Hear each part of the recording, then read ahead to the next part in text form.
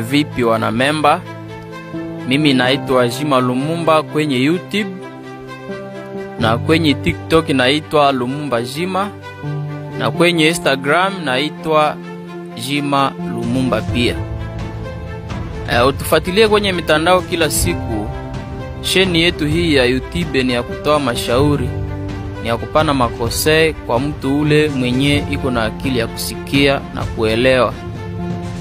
Katika dunia hii hakuna mtu mwenye shaka jipatia kosei yeye peke na mwenye shaka enea kwa mashauri. Utiaka enea. Wewe nakuambia ubadilishe maisha yako, uache kufanya vitu vibaya lakini wewe unakatala kusikia. Wanakuambia waseme ufanye kazi ili upate pesa, wewe unakatala kusema tushaka fanya kazi mingi. Unasema tushaka fanya kazi mingi, tutapataka na nini? Tulianza kufanya kazi depuis zamani lakini hatuyaka pata hata kitu. Lakini ndugu yangu, wewe unajua mwanadamu kama haya kufa na haya acha kufanya kazi, uendelee tu kufanya kazi. Na ukitaka ukwe na valere ilifo ukwe na kitu.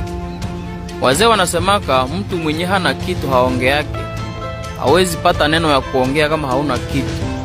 Na ukitaka upate kitu lazima utumike, ujisakrifie kwanza ndani ya kazi, ufanye sakrifisi ya mwili yako kwa kazi.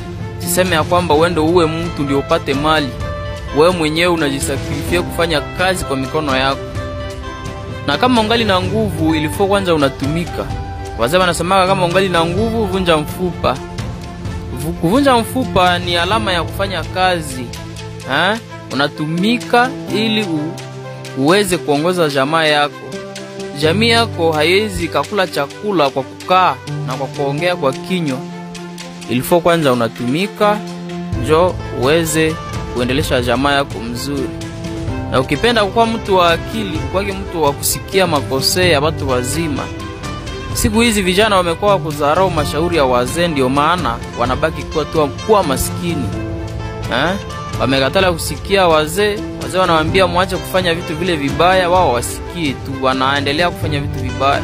Na ndio maana unawaona wanakufa wakiwa maskini.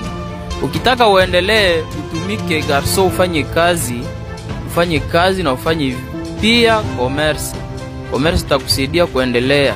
Kama usikie basi utakuja jikuta ya kwamba wewe unafikia uzee ukiwa hata maskini. Unakuja kujiona ya kwamba umekuwa mzee na hauna kitu, unalia machozi mengi. Badilisha mwenendo wako kijana. Mimi naitwa Jima Lumumba, unifollow kwenye YouTube. Kwenye channel yetu tunatoa mashauri kila siku, unielewe na unisikilize.